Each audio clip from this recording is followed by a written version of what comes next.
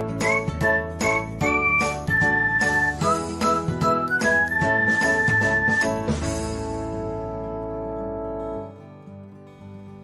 everyone, welcome back to another episode of Technologyglance. In this video, I'm going to guide you through how you can log yourself out of Snapchat. So, let's get started. Watch till the end and don't forget to subscribe to Technologyglance by hitting the subscribe button and press the bell icon so that you'll never miss another update. Without further ado, let's get started.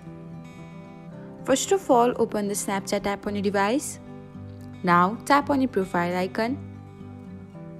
After that, select the gear icon. Now scroll till the end.